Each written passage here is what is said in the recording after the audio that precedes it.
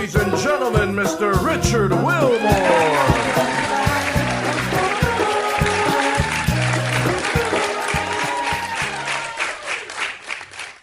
Hello. Welcome to Make Your Day Richer. It's a big day around here because I'm about to meet and talk to someone I grew up loving. Emmy Laybourne is here. Yes, I know. She played Molly Shannon, Mary Catherine Gallagher's best friend in the movie Superstar. And we get to talk to her today. Yeah, we're talking to her about that. I want to talk to her about all of her young adult novels. I want to talk to her about her new initiative called Fight Your Phone, which is what we all need to be doing. Being obsessed with our phones is not a good thing. It does not help with creativity. I mean, watch this show on your phone, but then turn it off and go create and live your life. And then we're going to play a game, of course, to see if we can win y'all a copy of one of her books. So there you go. I think we should start the show, right? Yes. Okay. Hit it big into it. Make your day richer than it was before. Got some good times knocking upon your front door.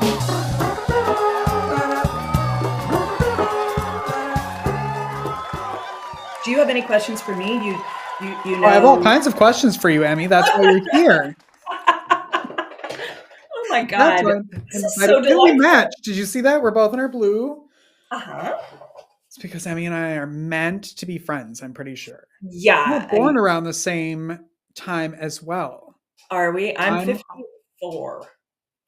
Okay, well, around the same. You're younger than me. Yeah, I am. But I'm August 12th. Oh, you meant the month? The actual year. No, but around in the same month. We're celebrating our birthdays. Yes. Around the same time. That is you really tricked me into revealing my age right there. So. I can edit that out if you need it. If you need done. We can cost you extra, do whatever you want. but, I'm here. I'm not ashamed of my age. I am 54 years young. Well, happy belated birthday. Thank you. Happy birthday to you. Thank you. Next year we'll celebrate together. What were you going to say? How old are you? Is this something you reveal on the air? Or yeah, okay. No, I've had a lot of work done. So I'm 41. I turned 41 this year. Congratulations. The 40s are really nice. I'm having fun. Yeah, good. I'm not mad about it. Speaking of age, what did you want to be when you grew up, when you were a kid? I had the kind of regular idea that I would be a veterinarian, which I think is what every kid who just is a child full of love wants to be. That was me. You're like, you too? Yeah, totally. Yeah. I remember reading Little House on the Prairie, the series, and realizing that Laura Ingalls Wilder was writing about her childhood, that she was making her childhood into a novel, into a book. And I remember putting that together and going, oh my gosh, maybe someday I could be a writer and write about my childhood that I'm experiencing right now. So while the veterinarian was for sure what I wanted to be on paper, I think in my heart, I always knew that I would wind up being a writer. Ooh. Yeah. I wanted to be a veterinarian until I realized I would have to deal with snakes and gross animals. Yeah. And have to kill them. And I cannot be putting animals. I can't do that. Like, that's not. So I was like, well, talk show host. Sure. That's the progression. If you can't kill a snake, have a talk show. Thank you. That'll be on my tombstone. They all got started. Letterman, that was his whole thing. Yeah. When I interviewed him, he said I wanted to be a veterinarian. But yes. Yeah, that'll be the new tagline of the show. I couldn't be a veterinarian. Well, you have then made your dreams come true. You have 12 young adult books. I hate to correct you, but I have 6 young adult books. Well, why did I count 12? Maybe you counted them twice. Some of them have been published in other languages, so maybe that's it. Those versions. Well, I want you to have 12 in my heart you have 12. Are those about your childhood, like Laura, or tell me about the No, books?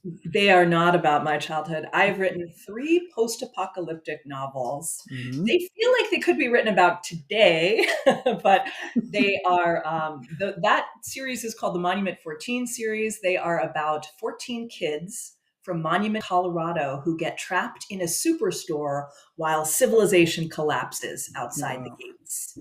And that's my most successful series. It's been published in a bunch of different countries, a bunch of different languages.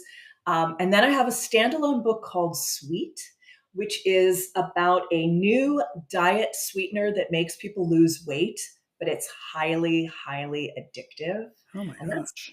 kind of my take on a zombie novel. Yeah. And then I have my favorite book that I wrote, which this piece of art here is actually the cover art for it. That's called Berserker. And that is about Norwegian teenage immigrants with ancient Viking superpowers. And it's set in 1886, so it is a historical fantasy. Where, I've always wanted writing, being an author was Yeah. in like, I should do that. But Mhm. I don't feel like I am organized or like, where do all of these ideas come from? Or like, what prompts these things in your brain? I don't know if it could be as simple as when you decide that you're a creative person and it's what you're going to do for a profession, you take your ideas more seriously. So when they come, if they're like butterflies floating across a field, you're like, oh, that's a butterfly I could Mm. make into a novel. And you pin it down. Wow, that's a terrible analogy, but you know, you kill the idea and stab it. But I'm like collecting ideas. So I have ideas all the time. I was in the airport not long ago and I saw a squad of cheerleaders that had won a competition. And so they all were traveling together. It was like 10 16-year-old boys and girls in incredible shape, all wearing matching, you know, sweatsuits. And they were all carrying trophies, like small trophies, because they'd won. And they wanted everyone in the airport to know about it. And I thought to myself, oh my God, I should make a movie or write a book called Cheer Hit Squad about Mm. cheerleaders who are actually assassins because they had to get their trophies through security. And I thought, okay, in the trophies, they have like knives and nunchucks. And then they get to the gate and, kill somebody with great style. So anyway, ideas are everywhere. That's not Yeah. a good idea, but it's an idea. Why is that not a good idea to you? I'm curious. Well, I don't know. I mean, what do you Oh, think? okay. Should I make it? Should I have that be my 7th novel? I mean, I feel like it would be like Glee, but for emo kids, Yeah, right? right. Like it would be It's on Fox, yes, and yes. I could see that. It's Glee Assassins. That's Yeah. my idea. Yeah. I love that. When did you get into acting? And how did that come about? Yeah,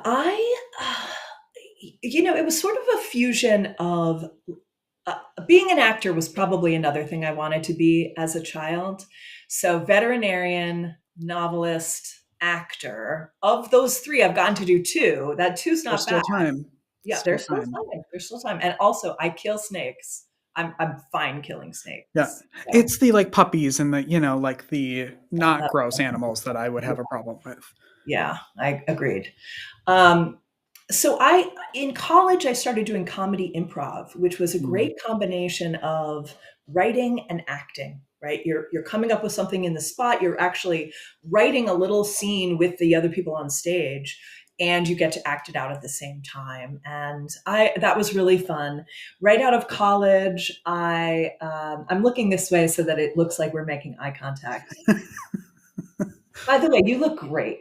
Thank you. You do too. I like it. I like your hair. It's a great color. Your glasses are nice. Thank you. Oh my God. Thank you. Yeah. You're welcome. So I know I have to look back to the camera right here to the viewer. Cuter out there I than I am, also care about the viewer. So in college, I started doing improv. I loved improv. I did it professionally out of college, which you probably didn't even know you can make a living doing improv, Mm-hmm. but I did. This was New York in the 90s, the early mid 90s. And I got into the alternative comedy scene there. So I was going up at Luna Lounge with Mark Maron and Zach Galifianakis Oh and my Jeannie God. Garofalo and the Sklar twins and so many amazing, wonderful people. And I developed a bunch of comedy characters. And then I got called, Lauren Michaels came to my one woman show, which was insane. It was in a Wow. tiny fourth floor walk up theater called the Solo Arts Group in Manhattan. And I had the Solo Arts Group on Tuesday nights, and Wednesdays through Sundays the Upright Citizens Brigade had it. That's Amy Poehler, Matt Besser, I'm forgetting his last name. Matt Besser, I can see Matt Walsh, and Mhm. Ian Roberts. Anyway, they're like comedy legends. But it was just a very hot, great time in comedy in New York. And I got called in to do a table read for the movie Superstar. I was playing like a couple bit roles, but I saw the best friend role and I was like, that was written Mm. for me, for my character. And I auditioned and I got it. And so I went from like carrying my own props up 5 flights of steps to this tiny theater to shooting in Toronto, staying at the Four Seasons, having a driver, and it was great. And I really loved it. I loved acting. I loved making people laugh. I loved being on stage, but I hated auditioning. I really, Mm. really hated it. So I wound up moving to LA, and thank God I fell in love with my now husband. We got married, we had 2 kids, and it really put me on a different path. And so at that time we moved out of LA when my daughter was 5 and my son was 2, to a little town in Chestnut Ridge, New York. Rather, a town called Chestnut Ridge, New York, where they had a lovely Waldorf school. And we put our kids into this Waldorf school and like lived like happy hippies hidden away in New York State. It was a beautiful, honestly, a beautiful life Mm. for all of us. And during that time, I wrote the 6 young adult novels, um, 6. 6 friends. 6. Do your 6, research before you have Emmy on your show. 6. When you're in the improv, first of all, did you know Lauren was coming before he Yes. showed up? So you knew he was coming. He didn't you didn't know after. My manager, Maureen Tarrant, who was incredible, worked very hard to get him there. And this theater sat maybe 50 people. So when he walked in, everyone in the audience there were people I didn't know there, but there were also a lot of family and friends. It was going on every Tuesday night, I think, for 8 weeks or something like that. But everyone was like, oh my God, Lauren Michaels is here. Lauren Michaels is here. And son of a gun sat right in the front row. I mean, front and central. And so everyone in the whole audience was like, Everybody's watching him instead of watching you. Yeah. Yeah. 100%. So I got out on stage and I started, and I started and I had like one little slip up where I like got messed up. I went out of character and everyone was like, oh my God. And I just like smiled and I like shook my shoulders and I was like, everybody, I didn't say this out loud, but I communicated it with my body. I was like, guys, we're going to be fine. Don't worry. It's just Lauren Michaels. He's just one man. Uh-huh. Let's have a good time. And we had a great time. I loved doing that show. It was super fun. It was so unpolitically correct. It was Well, that's shocking. what made it fun. Yeah, it was. Yeah. It was. Yeah. But anyway, it was really, it was a lovely way to come up. I've had such an interesting life. And now I'm doing this. Mhm. I'm sure you're going to ask me about it, but now I'm doing this I had this amazing transformative experience where I had really fallen prey to a very serious phone addiction. Mm. Yeah. And I'm a creative person. I'm a novelist. And my phone had just taken over my life. I was playing mobile games on my phone for like I, I mean, I was going to say 7. Then I was like, I can't say 7. People will think you're so lame. And so I was like 6, 5, 4, 2. What's the acceptable amount of hours to say that you're playing mobile games on your phone every day? Listen, do you know that when I first got TikTok, I was on it so long the first day that TikTok kicked me off of TikTok. They said Wow. I was scrolling, and a thing popped up and said something like, "You should go outside." And it wouldn't let me on for like 24 Yeah. hours. And I was like, okay, This, uninstall. Like, this yeah, is too crazy. So yeah, you that's can so say funny. many hours because it took me a long time to get that popped up. So That is so funny. I had actually the same experience with TikTok. My kids during my daughter was in Spain and she was like, I want you to go on TikTok so we can communicate because I'll like send you funny things. And I went on it one night and I was on it for like 6 hours and I was like, nope, mhm, can't do it. It's too addictive for me. yeah. I, there's a Well, and how do you know, like you said, like, well, my daughter wants it so we can communicate. So yeah. when did you realize, like, oh, this is more than just like sending funny things to my friends, my family, for work? A lot of people hide behind that too. Like, I'm on it for work. Mhm, When mhm. were like, what was that where you said, oh no, this is too much? Well, so the story of my rock bottom moment was that my daughter and I, again, we had spent this wonderful day together, and we'd gone to brunch. I had her all to myself. My husband and son were gone. Ellie was home from college. We went to brunch. We got our ears pierced. I got my third holes. She got her fifth holes. And then we came back to our house. We had an early dinner. We watched Love Island, our guilty pleasure. And at like 8 o'clock, she was like, okay, I'm going to go hang out with some friends. I said, great. I went into my home office right here and I played games on my phone till 3 in the morning. Mm-hmm. So when I woke up the next morning, I was fried. Like I'd had this beautiful, lovely day and I was a wreck. My brain wasn't working.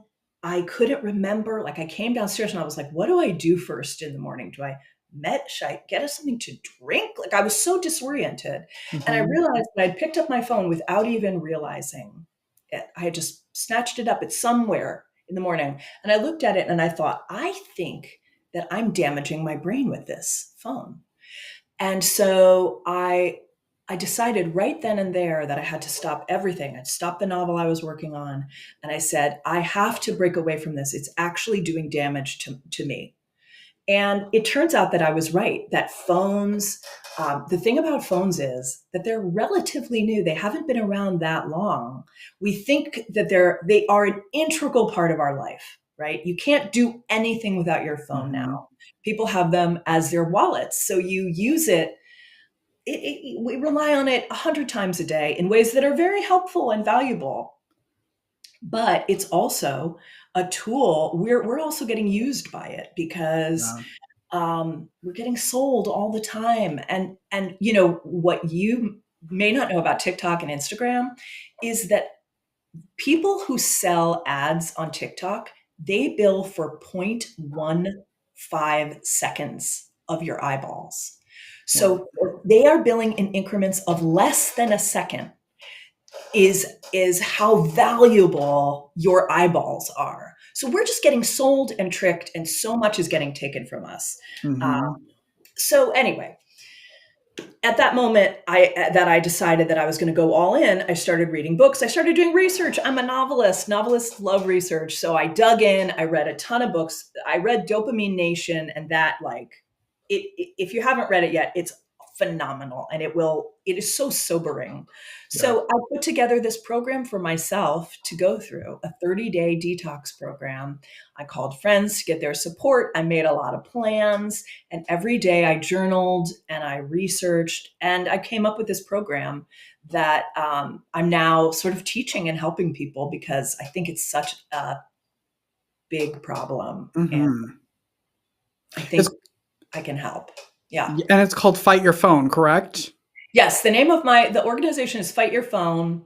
The website is fightyourphone.com. And then I have a bunch of offerings. I have an online course that I've made. There's an email series, and I'm just like giving away tips and cool things that people can learn and help them to set boundaries. And I love what you say, that creativity needs space. And it's so, Oh, so true. Like, yes, yes. why musicians take 4 years between albums. Like, you have to go live and do things in order to create again and to be Yeah. inspired. Yeah, you really do. Do you know about the default mode network? No. Can I give? Oh yes, this is actually worth writing down. Everyone out there, write this down. Default mode network. Yeah. Okay. I know that your show is super fun and that people love being here on your show with you.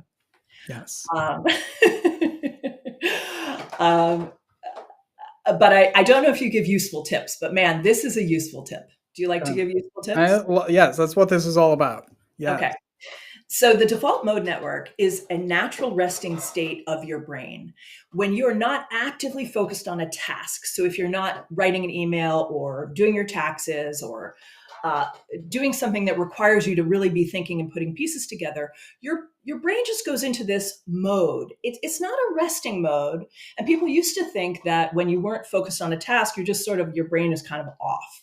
Well, it turns out that these four areas of your brain shoot electricity back and forth. And what they do is they process the events of the day, the events of the last few days. They take things that have happened to you and they make meaning out of them. They sort them and they say, like, is this related to our identity? Is this something that happened to us? How do we feel about this? What was that whole thing? And they just, like, it's this cool process. And the parts of the brain are so, they usually don't speak to each other. So Mm. this is why when you're doing the dishes or taking a shower, you get these great ideas, is because your brain is trying to make sense of the problems that you're working on subconsciously. And these parts of your brain are talking to each other that are really cool. So your, like, physical processing part of your brain is talking to the hippocampus, which stores memories. And it's just super cool. It's how we form identity. It's how you process the world. And if you are looking at social media instead of being bored on the bus and looking out the window, or if you're listening to a podcast even while you do the dishes instead of just doing the dishes, then you don't let your default mode network switch on. So that part of your brain that is making meaning out of your life doesn't get to work. Oh. And what's worse is that if you're watching TikTok or Instagram, you're dumping content into the default mode network that it is supposed to sort. So it's now not only does it have to deal with, like, that fight you had with your uncle and the fact that you were late for work and your boss is mad at you and you're going to need to talk to them about it, but you're dealing with, like, a cute baby video and hearing about the war in Gaza and a video about Alzheimer's. It's like all of this stuff that's so hard to process, and it's been developed to be high hit content, so it'll grab your attention. So we're dumping all of this chum into our default mode network, and we're not giving it time to process. And where do you think your best creative ideas come from? The default mode network. Yeah. Because it's putting together, like the cheer hit squad that we talked about at the beginning of the show. That idea came from me idly watching these cheerleaders try to get through security. So you gather ideas and then your brain puts them together in interesting ways. If you're not giving your brain time to put things together in interesting ways, you can't be creative. So there, boom, default network. Boom. Done. Game over. Show over. It's pretty interesting, right? It is so interesting. Because like, as you're talking, I'm like, oh yeah, when I am frustrated with something or I can't figure out why something isn't working with something on the whatever it is, I put the phone down, I go for a walk, I go for a run, and then it all kind of comes together and makes sense, like little puzzle pieces. 100%. It's just you're giving your brain time to work. Yeah. Our brains need time to work. Yeah. Yeah. So how cool. has, like, your life been since realizing that and creating the program and practicing, like, is it like the Wizard of Oz where it's gone like from black and white to Technicolor, or how does that? Yes, Yeah. it is. It is. I felt so much better at the end of the 30 days of doing this abstinence period, that I never went back. So now Mhm. I don't play games at all. I haven't played a game in more than a year. Wow. And the real joy is, so that I created this program. I made an online course. It's a very rich and fabulous course. It's called the 5-week phone fight. And I have a new offering, which is called the 1-hour phone fight, for people who don't have 5 weeks, but still want to learn these A methods. little bit of it, yeah. Yeah, yeah. And that is a 1 hour, excuse me, 1 hour masterclass where I teach this method. I give you everything you need to succeed. I give you worksheets to fill out, and I set you on your way. And then if you wish to, you can join me for coaching. You can join me for the 5-week phone fight if you really want to dig in and get more support and get more help. But I give the whole program out in an hour on my new masterclass.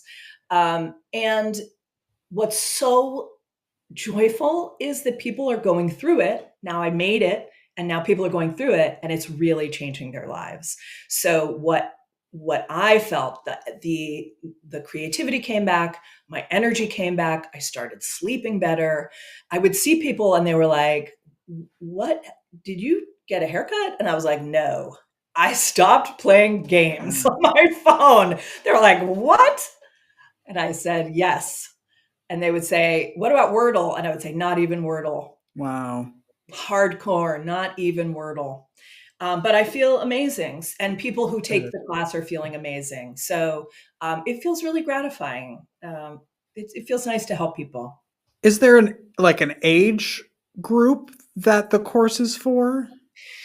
That's a good question. I've helped people through it from every age, from like, I think my youngest student is like 22, 23. So Gen Z. I Mhm. don't have a lot of boomers who've taken it yet, although I think they actually need it the most. I think that boomers are the least prepared for this, to set boundaries with tech. And they also seem to, I don't know what you think, if you agree with me, but they seem to think that anything published on the internet is true, Yeah. which that's a real problem. Which is usually the opposite 97% of the time. It feels like it. It feels like Yeah. it. So Yeah. I hope that I'll get some older people in the group, and I think I really think it'll help. It'll help everyone. I think it can help everyone of all ages, because everyone is finding the same thing, that they're feeling Mhm. isolated. They're sitting with loved ones at dinner, and everyone's on their phone. That's Yeah. not how life is. Not delicious that way. We need to be Yeah. talking to each other like this show. Yes. Yeah. Yeah. So don't turn off your phone when my show is on, but after Right. that is your half an hour a day of phone time, and Yes. then off the Yes, phone. exactly. Watch this Yes. show and then put your phone down, go out and live your life. Exactly. Yeah. I know, Emmy, that I told you this would be 10 minutes, and I know we're way over. I'm having so much fun. I never Oh, want to stop talking. all right, good. This is just an extended version, but I was wondering if before you left today, if we could play a little game. Oh, yes. Tell me. Play. Let's play. Okay. Here we go. And if you win the game, my entire non-existent studio audience is going to get a copy of all 6 of your books. Yeah. Oh, great. So thank you, Emmy, for sending Awesome. that along. I Very think nice that for everyone. I put the copies under their imaginary chairs. Yes. And signed. They're all signed. All 6 They're all copies signed. signed. Personalized with your name. Personalized. Yeah, personalized. Yeah. Because she wasn't on her phone, so she had plenty of time to write them. It's so true. Okay. Are you ready? Yes. Because I am not, because this thing is not starting. Okay, here we go. Take Edit your this time. part I'm out. not in a rush. I right, the name of- really love your set. Can I just say that? It's so Oh, fun. thanks. Yeah. I have a blast here. It's fun. Yeah. It is fun. The title is Phone or Phony. Okay. Great. I'm going to read out a bizarre app name, a tech trend, or a screen-related behavior, and you have to guess. Yeah, look me in the eyes, because you I'm might be looking able in to the see. eyes. Mhm. You have to phone if it's real, Okay. or phony if it's not. And if you get 3 out of the 6, the entire Ooh. audience, all 6 of your books. Oh my Okay. gosh. 3 out of the 6. Guys, I think I can do it. Let's do this. Are you ready? I'm ready. Phone or phony? There's an app that lets you send a virtual hug by squeezing your phone. Phony. That is wrong, Emmy. That is real. It's called Huggy. Yeah. How do you hug your phone? That's I don't know. crazy. I think it's probably like the little beep beep. I'm not sure. Oh, okay. Huggy will be our new sponsor, and they will let us know. Sorry, Huggy. It's all right. You have 5 more A lot of chances. free ad time right now. Okay. A smartwatch that buzzes every time you say in a conversation. Real. That is phony, Emmy. That is phony. All right, people. You might not get all 6 books. I'm just saying. Number 3. A phone case that doubles as a tiny whiteboard for screen-free notes. I feel like my instincts are really wrong. So far, I'm 0 for 2. I really like that idea, but I'm going to say phony. That is wrong. I'm so sorry. So sorry. Yikes. All right, you have to get these next 3 correct, or everybody loses. Sorry. Okay, I'm Ready? sure I'm going to do it. An app that tracks how often you ghost your own group chats. Is that phone or phony? An app that tracks how many times you ghost your own group chats? Group texts? Yes. That seems totally plausible to me. That seems like it's probably true, but yes. True? It's phony. Phony. So sorry. All right, we've now changed the rules to you have to get 2 out of 6 correct in order for anybody to win. Are you ready? Okay. Maybe. A parenting tool that locks your kid's phone until they send you a haiku. Phony. That's correct. That's correct. We're on a roll now. We're on a roll. Last one. Okay. A newsletter called Chock-a-Block that only shares science facts you can use in awkward small talk. Okay, first of all, chock-a-block is one of my favorite words. I use it all the time. I love the word chock-a-block. I gotta say phone for this. I gotta say it's real. I'm so sorry, everybody. Nobody in the audience gets the books. Emmy got That's 1 a out of great 6. idea for an app. I want that newsletter. Well, that's a great idea. Take it and run. Take it and run. Chock-a-block coming soon from the founder of fightyourphone.com. And she'll be back to tell us about that when it comes out. Yes, I will be back for sure. Okay, good. Now I have to ask, do people still walk up to you and put their hands under their armpits? They don't. It's been a while. Yeah. It's been a while. The last time it happened, that movie came out in 1999. I know. So over 25 years ago. The last time it happened, I was in New York probably 10 years ago, and somebody was like, "You look just like that actress from Superstar." I said, "I am that actress from Superstar." And she was just like, "Why are you here in upstate New York?" And I said, "It's a long story." but I also have to listen here, so. Yeah. Yeah. But I love that movie. It was like so much fun to make that movie. Mm-hmm. It was a joy. Oh, that was my childhood. So when we connected, I've been trying to keep it cool this entire time, but under here, I'm just flop sweating because I'm so excited to talk to you. Well, let me ask you a question and I'll look right at you. Do you want to be my best friend? Do you have a best friend? Do you want to be my best friend? I can't. No, just if I'm going to put that as my ringtone in the morning. So that's going to be my alarm every time I wake up. Meanwhile, most of your audience is like, what is wrong with that woman? Why would she ask is him she that? Okay. That's so weird.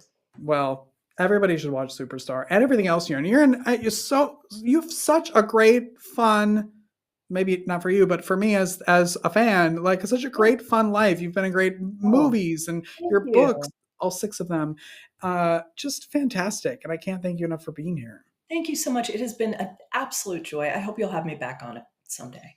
Yes, and I'll come up with another game, an easier game, and you'll win prizes for you Next time, make it a real softball, just Yes. one Okay. softball after another. Like, how do you spell your name? Something like that. Yeah. I know that. I know that Okay. one. I know that Okay. one. What's the best way that people can connect with you out there in the world? I would love for your students to go to fightyourphone.com. I love it. I love you. Thank you so much. I love you. Thank you for having me. Mwah. Have a great Love day. you. Have a great day. We're going to take a break. You don't go away. Come back after this. Okay. Bye, everybody. Thank you so much. That's my joy.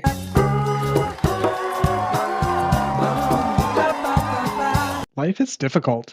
Are you feeling overwhelmed or like you could use a little support for your mental well-being? Visit the Help Hub. It's the most comprehensive and inclusive free online destination for mental health resources, helpful tools, crisis hotlines, and supportive content. Just go to thehelphub.co to find the resources you need when you need them most. Unlike other resource pages, the Help Hub is divided into 16 different categories, ensuring that everyone in every community has access to the resources and support that matches their unique needs. Find the help you're looking for at thehelphub.co.